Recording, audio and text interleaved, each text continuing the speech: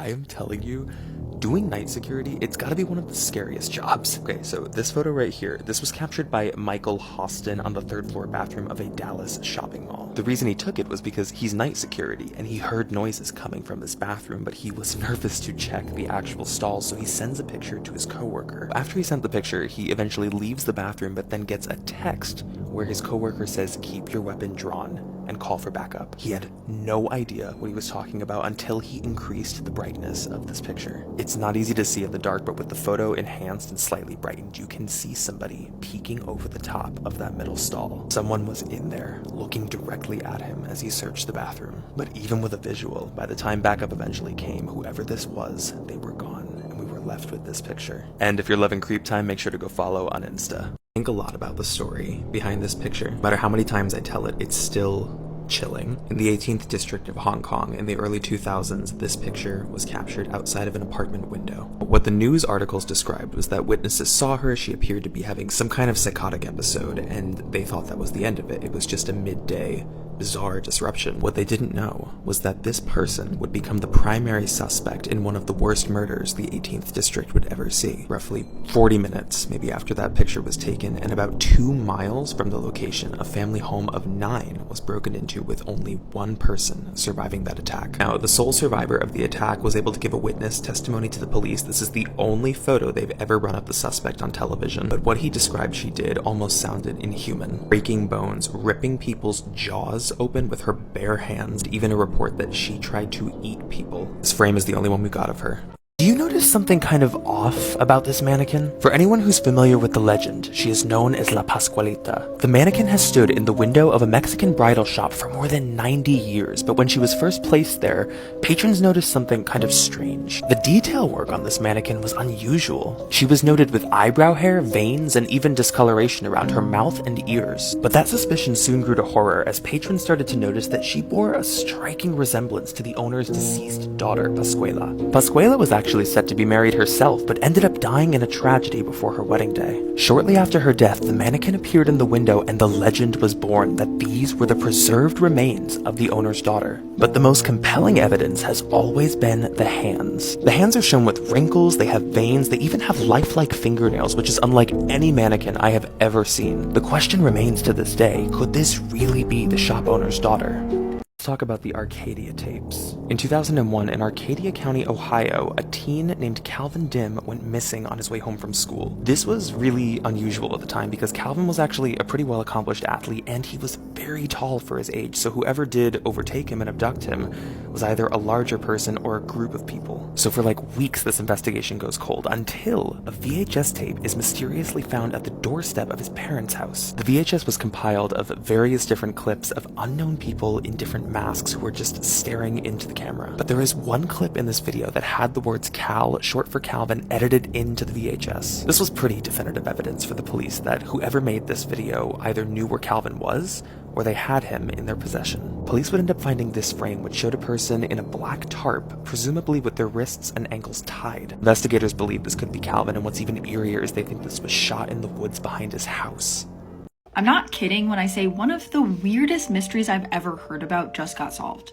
So for 4 years in Brooklyn, this one community was tormented by a serial litterer. And I'm not talking about like throwing napkins on the ground. No, every Sunday for the last 4 years, someone was ripping thousands of pages out of books and just littering them everywhere. And they were like weird, like it'd be entire sections of the Bible spread out throughout the streets. People said they found X-rated images from magazines in the 70s. And sometimes there were like passages highlighted, so people thought it was maybe some sort of code. And no one knew who it was or if it was even intentional until this video, where you can see someone deliberately throwing the pages outside of their car. And then once people realize it's intentional, it's like, okay, is this some sort of like fetish?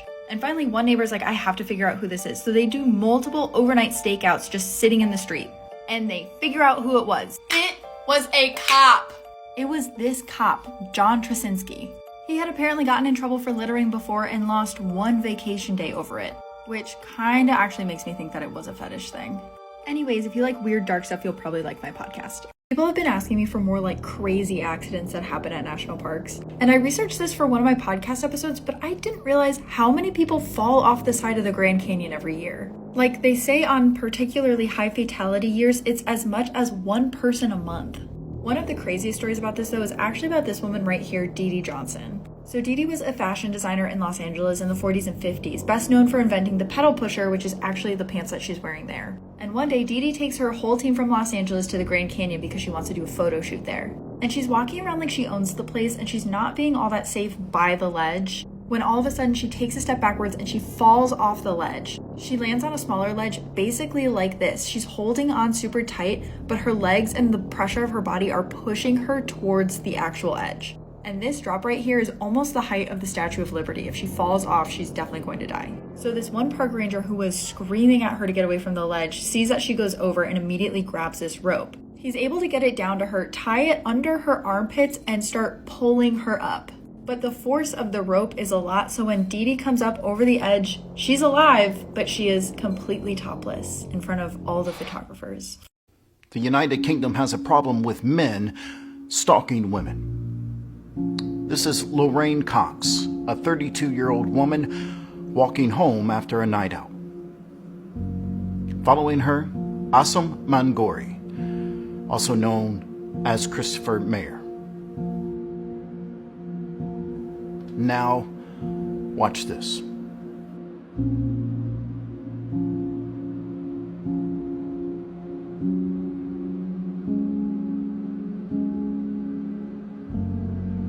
Lorraine does a good job at staying calm, but it isn't enough. And this would be the last time she is seen. And now, a few days later.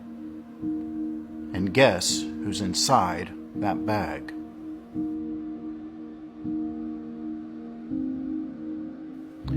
Asam Mangori was found guilty of murder. But the fear for women walking the streets in the United Kingdom is still very much real.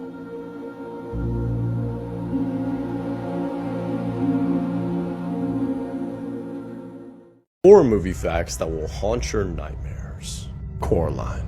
The soundtrack in the movie is a French children choir singing. Surprisingly, they aren't actually singing in French. They're singing in a completely made-up language.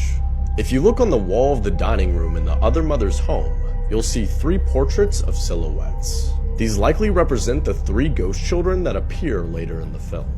In the normal world, the boy is sad and has dropped his ice cream. But in the other world, he's happy and his ice cream is perfect. Mr. Babinski's blue skin may appear to be a design choice, but the badge he wears pinned to his shirt has a dark meaning. It was actually a real medal given to those who helped clean up the site of the 1986 Chernobyl nuclear disaster. So if Babinski helped with the cleanup, his skin could be blue due to the radiation exposure. The back of the chair above where Coraline's doll sits features a small flower-shaped pattern. And this flower is almost exactly like the one on the back of Jack Torrance's chair in The Shining. The Welcome Home cake features a double loop on the O. And according to graphology, a double loop on the lowercase o means that the person who wrote it is not telling the truth. But on the cake, there is actually only one double loop, meaning that Coraline is welcome, but she is not home. He unleashed a blood-curdling scream, sending shivers down his spine. Tom jolted awake to his girlfriend's voice echoing through the room. Eyes wide, she stared at him with an unsettling emptiness. Her voice, unnaturally deep, called him dearie, a term she had never used before. He questioned if she was awake, but her silent gaze darted around the room. Suddenly her eyes rolled back, revealing only the whites as her fingers contorted unnaturally. Fear gripped him, but he needed answers. "Are you okay?" he managed to ask, desperate for any sign of recognition. No response. Her eyes locked onto his, but her breathing remained steady, a telltale sign of sleep. Yet her voice contradicted that. In a chilling tone, she commanded him to return to bed, threatening him with an unimaginable violence. Thinking quickly, he concocted an excuse to leave. "I'll get some water, baby. Anything for you?" he said, grabbing a water bottle as his plan unfolded.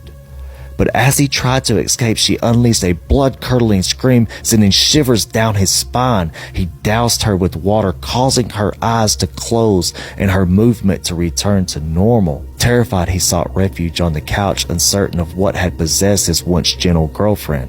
Let's talk about this picture. This is why if I ever have kids, I'll never let them use the bathroom alone. A 7-year-old girl and her mom were headed to Target, and she was getting some clothes for school. Her mom also wanted to grab some snacks for movie night. So while her mom went to go grab popcorn and other snacks, she told her daughter to go pick out clothes for school. When her daughter finally finished and picked out the clothes, she went up to her mom and said something strange happened. A sad pale lady had came up to her, telling her that she wished she could have her own daughter that looked just like her. The mom, who thought the daughter was just joking around, laughed it off and said, "Let's go." While heading to the register, the daughter shook her mom and said, "That's the lady who told me she wanted a daughter just like me," pointing at a mannequin. The mom laughed, thinking the daughter was still being silly. You know how kids have wild imaginations, always playing around. While at the register, the daughter had to go to the bathroom, so the mom told her to hurry up. It was only a couple hours down, by the way. While in the bathroom, the daughter texted the mom saying the pale lady's in here who wanted a daughter. The mom, trying to get in a rush back home to her other kids, said, "Hurry up, we have to go. Stop playing around." 10 minutes later, and the daughter never came out. The mother, who was waiting outside the bathroom at this time, rushes in the bathroom to see what the heck is going on. The daughter was nowhere to be found. She even checked the stalls to see if her daughter was hiding, standing on a toilet or something. On one of the stalls, she found her daughter's cell phone on the floor. By the way, if you made it this far in the video, comment down below your favorite fruit. Mine is mangoes. When she checked her phone, this was the last image found in it. Police still to this day have no explanation on what happened to that little girl.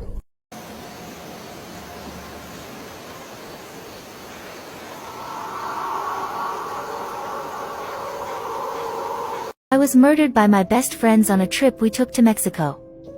They abandoned me there and informed my family that my demise was due to alcohol poisoning. Can you believe that? What was meant to be an enjoyable vacation morphed into a horrifying ordeal from which I can't awaken. Literally. My name is Shane Keller Robinson. My lifeless body was discovered in a hotel room in Cabo San Lucas. My so-called friends conveyed to my parents that I succumbed to alcohol poisoning, but my autopsy report revealed a broken neck and other signs of violent trauma. A video surfaced online showing a woman assaulting me while a man stood idly by, offering no assistance. Ever since, my family has been relentlessly seeking justice. They've been yearning for answers, for someone to be held responsible for the atrocity that befell me. Yet, it seems their pleas fall on deaf ears. Despite the damning evidence, the FBI and federal prosecutors declared they won't be pressing criminal charges. It's a bitter pill to swallow that those allegedly responsible for my murder may never face the consequences. To add insult to injury, a recent report from Mexican police contradicts the initial autopsy, suggesting that I might have been alive for several hours before authorities arrived and declared me dead. I hope that one day, justice will prevail and my family can attain some semblance of peace. But for now, they grapple with shattered hopes and a profound sense of injustice that's hard to endure. What the fuck? Is this thing on?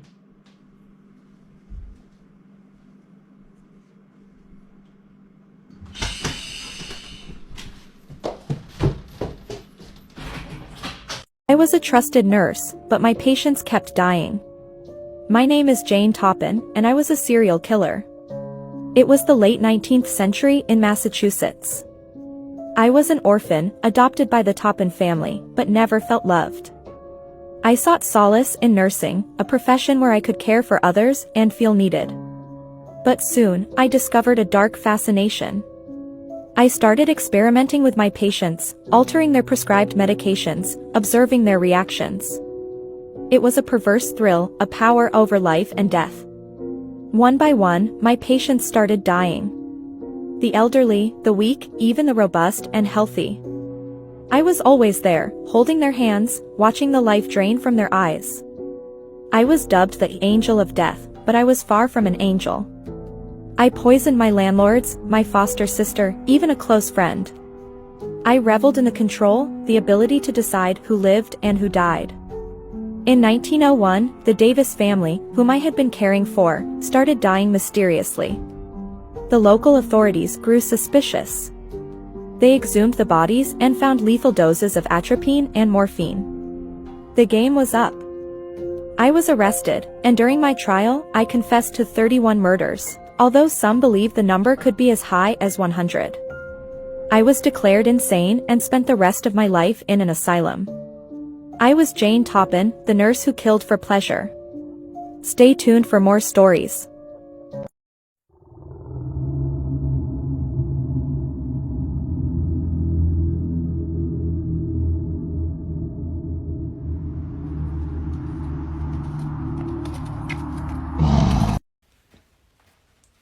I'm so fucking scared right now.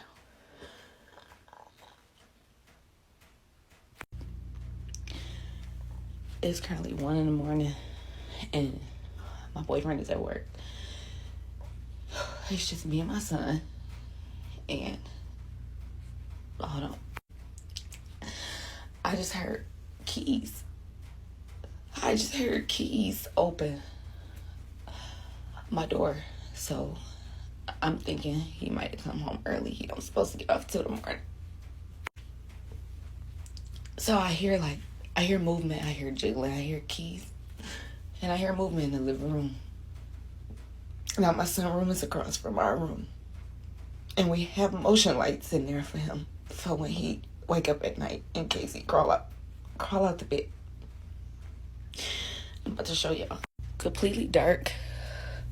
You have to step in his room to activate the motion light, right? There's 2 of them. Which, if I cut off my bathroom light, I can see that light on from my room, right? Ooh, y'all. So, I'm thinking he went in there to check on the baby because he do that. He always come in the house no matter what time it is and he check on him first. So, hold on, my baby. After a good maybe like 5 minutes, I don't hear him moving no more. So I'm like, damn, is he gonna come in the room? Like, you know, like me and the baby in the room. I know he didn't see the baby was in his bed because I got him out and I put him in the bed with me because sometimes I don't like sleeping by myself. This apartment is kind of weird. We just moved here a few months ago and it's just always been like little shit. Like, that's another story though. But so I fucking get up. I get up and I go out here. And ain't nobody here, y'all. There's nobody here. There's nobody here. I turned all the lights. I'm walking around the house. There's nobody fucking here. How can motion lights come on without motion? I heard keys. I heard movement in my living room.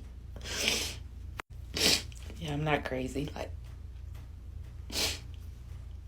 I heard that shit. Clear as day. Clear as fucking day. Not a dream. And there's nobody fucking here but me and my son. Oh my God.